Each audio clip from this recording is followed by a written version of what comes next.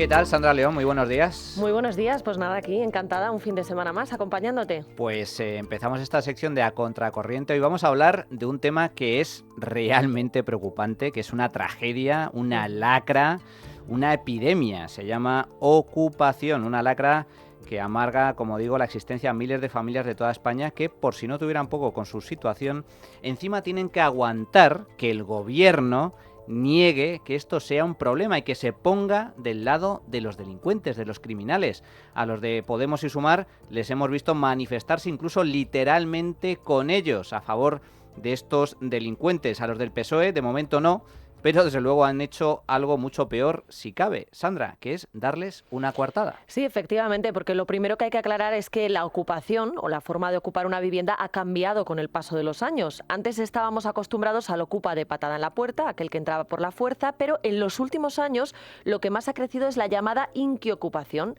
aquella protagonizada por inquilinos pues que de repente dejan de pagar y se niegan a abandonar la vivienda. ¿Por qué? Pues en primer lugar porque esto no va por la vía penal, va por la vía civil, puesto que judicialmente pues se considera al final un impago, ¿no? ¿Y qué es lo que hace? Pues que no haya estadísticas, y claro, si no hay estadísticas no se ve el problema y por tanto no se persigue. Pero es que además, como bien decías, el gobierno ha dado una coartada a todos estos delincuentes, que es lo que son en definitiva. Recordarán que cuando empezó la pandemia, Partido Socialista y Podemos aprobaron el llamado decreto antidesahucios para evitar que en plena crisis de coronavirus, es verdad que estábamos todos encerrados en casa, pues claro, se decía, a ver, la gente a la que le vayan a echar se va a quedar en la calle, es una situación delicada, vamos a aprobar este decreto antidesahucios para que no se pueda echar a nadie. Bien, pues aquello que a priori nos vendieron como una medida puntual, ¿qué ha sucedido? Que se ha ido prorrogando y prorrogando y lleva en vigor nada menos que 4 años. Por lo pronto, no decae hasta el próximo 31 de diciembre.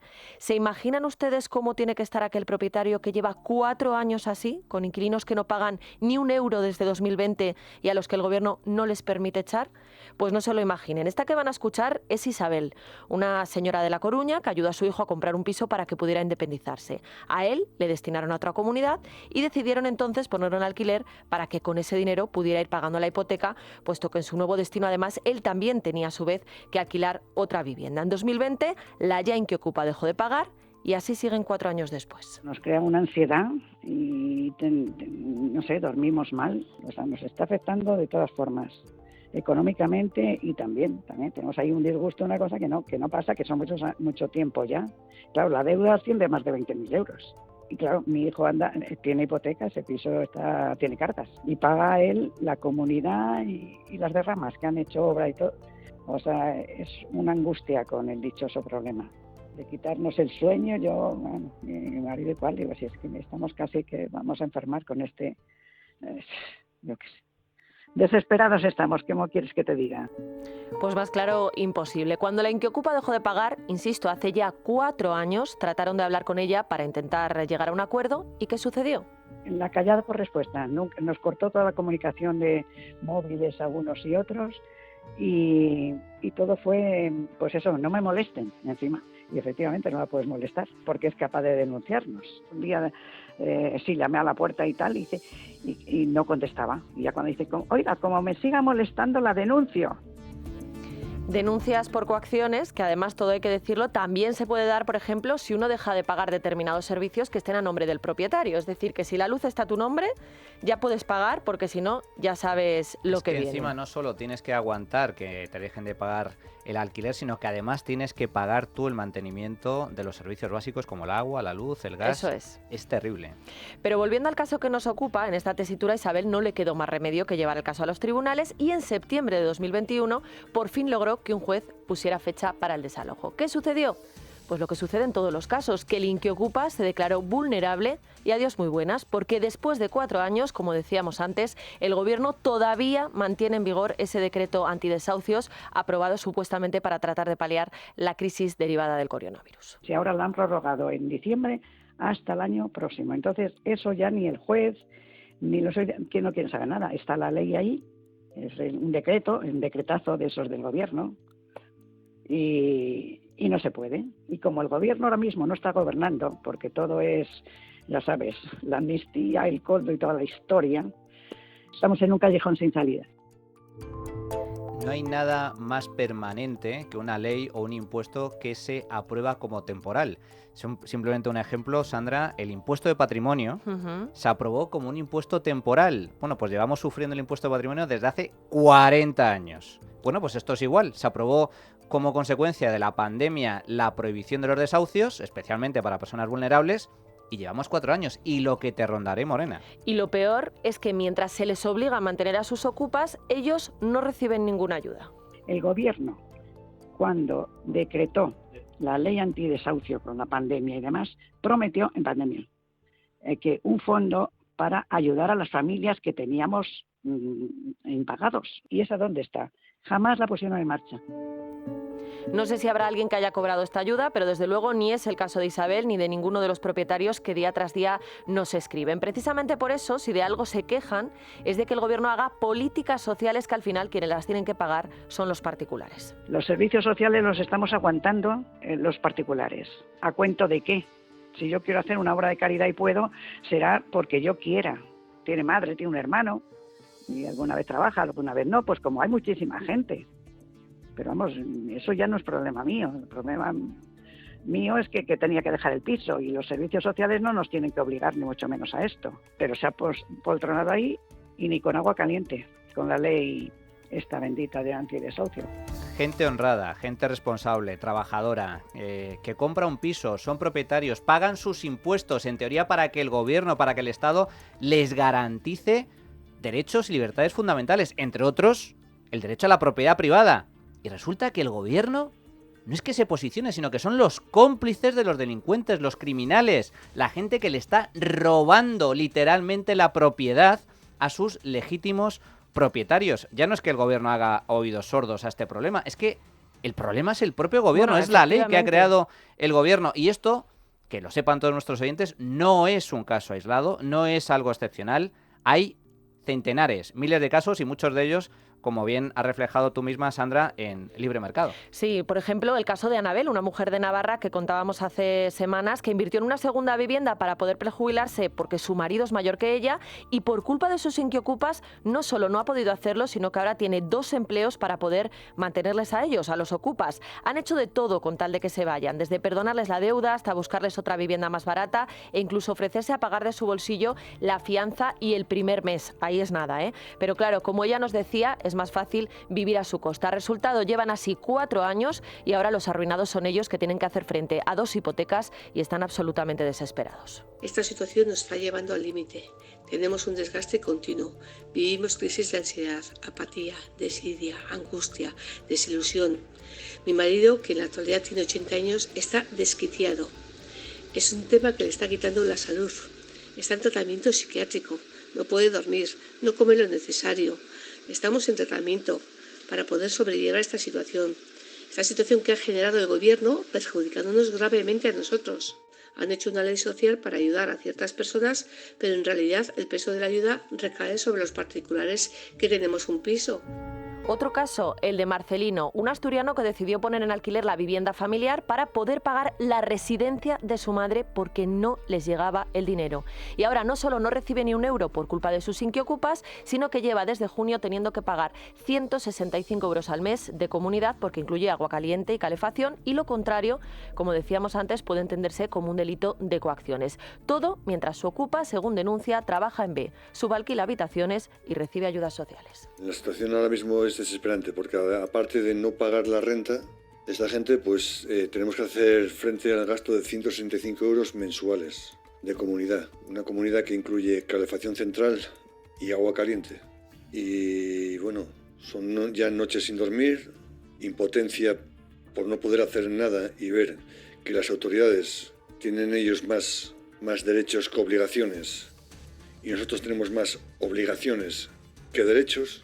Y así estamos, con pastillas para dormir, con impotencia todos los días por no ir allí y armar una y nada. Y esa es exactamente la misma situación a la que se enfrenta Francisco, otro jubilado de 75 años que alquiló la casa de sus padres en Málaga para complementar su pensión y ahora no logra echar a sus inquiocupas, sino que encima Manu tiene que aguantar que el defensor del pueblo le haya dicho que, hombre, que no es para tanto, que es una situación temporal. temporal que llevamos 4 años con el decreto antidesahucios, que además de dar coartadas a los jetas, porque hay una cosa que explicar, Manu, y es que si eres vulnerable no te pueden echar, pero es que si dices que lo eres, se paraliza el desahucio hasta que no lo demuestres. ¿Que no lo haces? No pasa nada. Nueva fecha de desalojo, pero es que puedes volver a decir que eres vulnerable tantas veces como quieras, paralizando de nuevo el proceso. Y eso es lo que le ha pasado a Francisco, una noticia que contábamos hace también unas semanas en Libre Mercado. Va por la 3ª fecha de lanzamiento en un año y todavía nada. Es que además, según la ley, tienes que demostrar tú, propietario, que tu inquiocupa es vulnerable. Eso ya es la nueva ley de vivienda. Que eso ya es terrible. Es decir, se revierte la carga a la prueba y, por lo tanto, se presume que el inquiocupa, el delincuente, es inocente siempre y eres tú el que tiene que ejercer de fiscal, de investigador, contratar detectives. Y contratan mucho, gastándose el dinero después de lo que ya llevan perdido. Para demostrar que efectivamente esa persona no es vulnerable. Es el mundo al revés. Esto tiene nombre y apellido. Se llama Es culpa de Pedro Sánchez. Y aquí esto es un delito, pero el delito, que es un robo a mano armada, no lo cometen los inquiocupas, que también lo comete el gobierno. Aquí el delincuente, el auténtico delincuente es el gobierno, que permite que gente con mucha cara, aprovechándose de la ley, o gracias a esta ley, pueden vivir en una propiedad ajena, en una vivienda ajena, sin pagar absolutamente nada a costa de sus legítimos propietarios. Y además, quien sí ha conseguido echar a los ocupas, pero no gracias a la justicia ni al gobierno, sino a nosotros, a los periodistas, ¿no? Sí, hay gente que efectivamente lo ha conseguido, pero gracias a la prensa, ¿no? Y es el caso de Ruth, una catalana con 2 niños que llevaba 13 meses sin cobrar ni un euro. Su marido se quedó en paro y, como nos decía ella misma, oye, que es que la vulnerable soy yo. ¿Qué sucedió? Pues que nos contó su dramática situación. Un familiar de la ocupa leyó la noticia en Libre Mercado, se le cayó la cara de la vergüenza y la sacó de allí. ¿Cómo ha terminado esta historia? Escuchen. Por fortuna publicamos unas fotos y un comprador, tuvimos mucha suerte, se enamoró del piso y lo hemos vendido. Pero si no, vamos, lo hubiésemos tenido cerrado, porque la experiencia nos dejó más que claro que no íbamos a volver a alquilar nada, o sea, nada.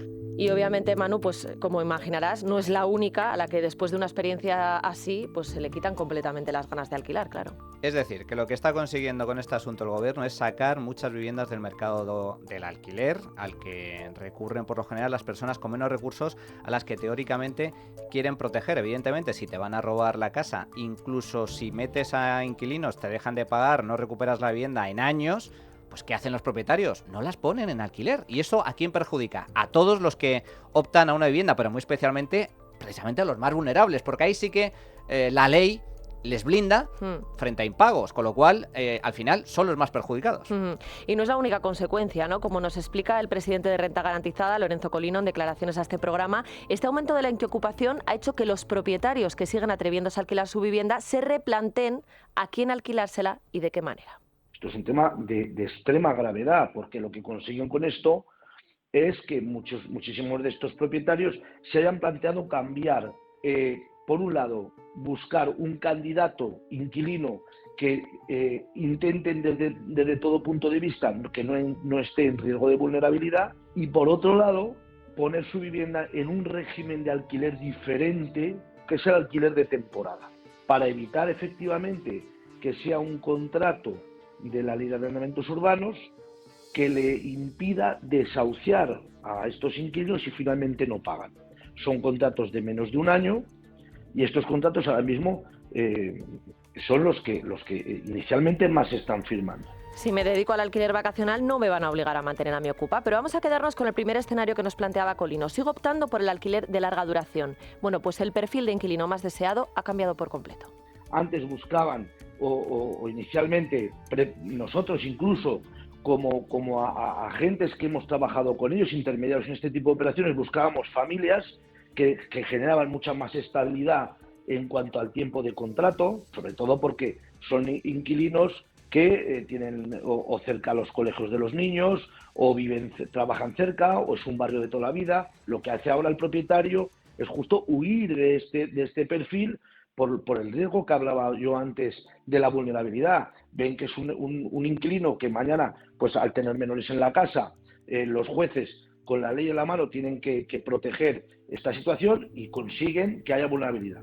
Y si el decreto antidesahucios, la ley de vivienda o en definitiva la ocupación de ello derivada penaliza a las familias con niños, imagínense a una madre soltera, por ejemplo, que es el perfil al que este gobierno, que se autodenomina progresista, dice proteger por encima de todo. Pues exactamente lo mismo sucede con la limitación del precio del alquiler, que es otro tema del que hablaremos algún día. Al final se da la paradoja de que gracias a este gobierno los más vulnerables son los más perjudicados. Si yo una vivienda que podía alquilarla en un precio, vamos a suponer, de 1.500 euros, ahora la tengo que alquilar en 1.000, con la pérdida de rentabilidad que tiene, que es enorme, ¿yo a quién se la voy a alquilar? ¿A un funcionario o de alto nivel? ¿O se la voy a alquilar a una persona con menos recursos o a esta madre soltera que tú decías?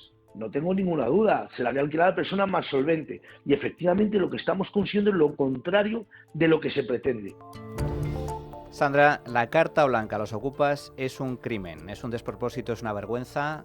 Hay que acabar con esta lacra, hay que cambiar la ley. Los ocupas a la calle.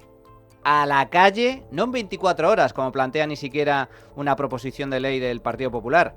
De inmediato. Bastaría con que tú, como propietario, simplemente con la copia, que para eso tenemos un sistema de notarías y registros absolutamente magnífico, con la copia del título de propiedad, vas a la comisaría, yo soy propietario, tengo a una ocupa en mi casa, tengo a un inquilino o un inquiocupa en mi casa, y vas con la policía y lo echas a patadas si es necesario. Basta ya de este crimen que están sufriendo, esta tragedia que están sufriendo miles, decenas de miles de familias honradas, de propietarios legítimos en este país. Seguiremos informando de ello. Muchísimas gracias, Sandra. Hasta la próxima semana. Hasta la próxima. Pues hasta aquí el programa de hoy. Espero que hayáis disfrutado, que os haya gustado. Se acaba la Semana Santa, se acaban las vacaciones. Volvemos a la normalidad y a la cruda y triste actualidad política y económica de este queridísimo llamado país, llamado España. Pero aquí estaremos. Disfrutad todavía del domingo, que aún queda tiempo. Aprovechadlo al máximo. La semana que viene retomamos nuestro programa habitual con las secciones, la tertulia y la actualidad. Hasta entonces, mucho ánimo, mucha fuerza. ¡Viva la libertad! Hasta la semana que viene.